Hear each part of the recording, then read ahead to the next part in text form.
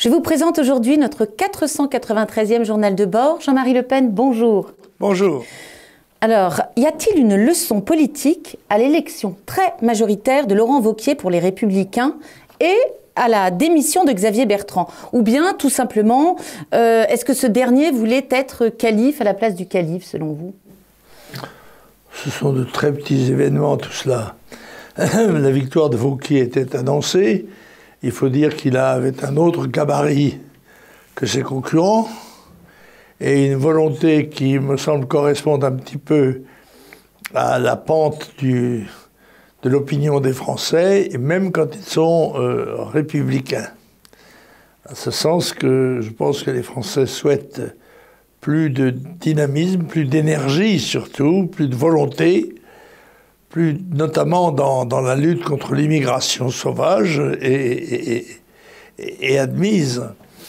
Et je pense que Wauquiez incarne ça, bonne allure, il faut dire la vérité. Il a un handicap aggravé par le fait qu'il a été major. Il est de l'ENA comme tout le monde, enfin, hélas. Et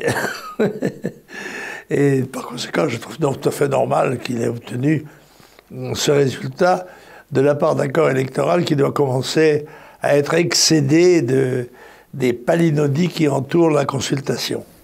Alors, depuis le débat télévisé des présidentielles, le doute s'est emparé des électeurs du Front National quant à la capacité de Marine Le Pen à gagner. Qui verriez-vous à la tête du Front National pour lui succéder, Président? Écoutez, pour l'instant, en effet, on peut être étonné par l'absence de Marine Le Pen, enfin, ou la quasi-absence. Il y a certaines apparitions qui s'y apparentent, si j'ose dire, parce que probablement elle n'a pas grand-chose de nouveau à dire. Mais ce que je sais de ce qui se passe à l'intérieur du mouvement, c'est qu'elle continue dans la voie désastreuse dans laquelle elle s'est engagée, y compris avant le départ de M. Philippon et de Marion Maréchal Le Pen, à savoir vouloir refonder le Front National. Je crois qu'un bureau politique s'est consacré à la réforme des statuts, alors que ce n'est pas de ça qu'il s'agit, dans un parti qui n'a pas de journal, dont les structures sont très molles, et dont surtout la ligne politique n'est plus claire. Il est bien évident que tout le monde espérait qu'après le départ de Philippot, considéré peut-être comme le mouton noir dans ce troupeau, qu'elle réunisse autour d'elle tous les hommes et femmes de bonne volonté, tous ceux en particulier qui avaient consacré leur vie au Front National. Il semble que non. Elle pense espérer de sa seule présence un regroupement qui sera tout à fait douteux. Oui, mais alors elle se satisfaisait l'autre soir sur TF1 que 27 000 adhérents du Front National aient répondu à un questionnaire qui leur avait été envoyé. En quoi consiste ce questionnaire? D'abord, j'émets les plus grands doutes sur la validité de cette consultation, qui me semble avoir été lancée en dépit du bon sens. D'abord parce que je ne vois pas comment on peut lire autrement qu'au mot à mot et à la main, la plume à la main, les résultats. Normalement, avec les moyens modernes, on fait ce genre de consultation par ordinateur. Rien n'était prévu de ce côté-là. Ou plus exactement, je crois que les résultats étaient connus avant même que la consultation soit lancée. Voilà. Et il y figure un certain nombre de questions que je trouve pour ma part aberrantes. Et je ne crois pas du tout dans comment dirais-je, dans la fiabilité de cette consultation. Je crois qu'elle ne correspond pas aux critères élémentaires de ce genre de questionnement. Et par conséquent, je n'en tiendrai personnellement aucun compte. Ça me rappelle le congrès postal. Ce sont des astuces qui sont faites pour détourner l'attention de la volonté, semble-t-il, réaffirmée d'une dictature exclusive sur le mouvement, ou c'est ce qu'il en reste. Alors l'imbroglio politique, financier, écologique du projet d'aéroport de Notre-Dame-des-Landes, un projet lancé donc il y a plus de 50 ans, est emblématique des problèmes dont souffre notre société. Qu'en pensez-vous? Je vais être grossier, si vous me le permettez. Cette question ressemble étrangement à ce qu'on appelle un bâton merdeux. C'est-à-dire, par quelques bouts qu'on le prenne, il vous en laisse sur les mains, il n'y a pas de doute. Alors, je crois que la sagesse et le courage consisterait à faire ce qui a été considéré comme nécessaire par une majorité de citoyens consultés démocratiquement. Il y a eu un référendum. Ce référendum s'est prononcé de façon claire et non pas à une courte victoire, comme le disent certains commentateurs, puisque je crois que c'était 55%, je crois, oui. Que pour le transfert de l'aéroport de Nantes sur son nouveau site, Notre-Dame-des-Landes. Parce que la proximité de l'aéroport de la ville crée des perturbations, notamment sonores, qui sont insupportables aux citoyens. Voilà. Et donc, ceci ayant été décidé, il a suffi, semble-t-il, de l'opposition ou de la cristallisation sur ce terrain d'une opposition gauchiste ou gaucho-écologiste pour que les gouvernements reculent les uns après les autres. Et je pense que M. Macron fera sans doute de même, bien sûr, avec de l'habileté, avec des fioritures, avec un déguisement, mais à mon avis, il m'étonnerait fort qu'il prenne la décision d'installer le nouvel aéroport avec les conséquences que ça peut entraîner sur le maintien de l'ordre, le respect de l'ordre républicain et de la démocratie.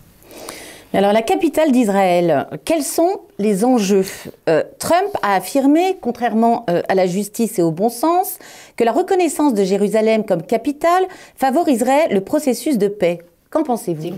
Oui, d'abord, tout le monde accuse Trump de cette décision en oubliant que le Sénat américain l'avait voté à l'unanimité, que tous les présidents américains l'avaient promis dans leur campagne électorale. Trump a peut-être tort de tenir ses promesses, mais lui, il l'avait promis aussi, et il l'a fait. Je considère personnellement que ça n'est pas une pierre à porter à l'édifice de la paix. Je pense que la solution sage dans cette affaire épineuse, il faut le dire, c'est une couronne d'épines, eh bien, ce serait l'internationalisation d'une ville qui est considérée comme le cœur de 3 religions révélées, la chrétienté, l'islam, et l'islam et le judaïsme. Voilà. Bon, donc ça fait 3, me semble-t-il. Je pense qu'il y aurait une possibilité là d'entente et le choix qui est fait est générateur de conflits indéfinis, mais n'est-ce pas au fond un abcès de fixation qui est considéré comme tel et pas d'un très mauvais œil par toutes les diplomaties. Alors toujours pour en revenir au président américain Donald Trump, il a subi un grave échec par l'intermédiaire de Roy Moore, battu lors d'une élection sénatoriale mardi passé, malgré son très fort soutien personnel. Oui, ça, il faut dire que Trump est l'objet de toutes les critiques, de toutes les injures possibles et imaginables. On lui suggère des maîtresses, voire même on le soupçonnerait de viol. Enfin bref, Trump a toujours tort. Alors là, évidemment, en Alabama, qui était un fief républicain, les démocrates ont mis le paquet et ont emporté le morceau. Bon, ça peut être gênant pour Trump, qui, je crois, n'a plus qu'une ou 2 voix de majorité au Sénat américain, mais ça peut être aussi, pour lui, le signal d'un redressement de la marche. Alors après la victoire des nationalistes corses aux élections territoriales, quel avenir envisagez-vous pour l'île de Beauté ? Écoutez, d'abord la victoire des nationalistes est équivoque. D'abord parce que c'est vrai que le résultat, 56%, a l'air très fastueux, mais il se fait avec 47% d'abstention. Bon. D'autre part, il ne faut pas oublier que l'île possède une forte minorité islamique, étrangère, et que la victoire a été remportée par 2 formations dont le programme n'est pas exactement le même. Les uns sont indépendantistes et les autres sont autonomistes. Alors peut-être trouvera-t-on une côte mal taillée, évidemment. Il est inconcevable pour un patriote comme moi que la Corse soit détachée de la France. Elle en fait une partie intrinsèque depuis 200 ans, en tous les cas au moins. Et en plus illustrée par beaucoup d'hommes de grande valeur, dont me passerez-vous peut-être le nom de celui de Bonaparte. Oui, en effet. Alors le mois passé, Hélène Carrère d'Ancos, secrétaire perpétuelle de l'Académie française, n'a pas été tendre vis-à-vis des idéologues partisans de l'écriture inclusive. La manipulation des langues pour des raisons idéologiques est une erreur absolue, a-t-elle dit. Cela a été le fait de régimes totalitaires, le régime soviétique qui a manipulé la langue, ainsi que le régime nazi. Quel est votre avis à ce propos, à ces propos ? Je crois que le régime nazi avait apporté quelque chose de positif.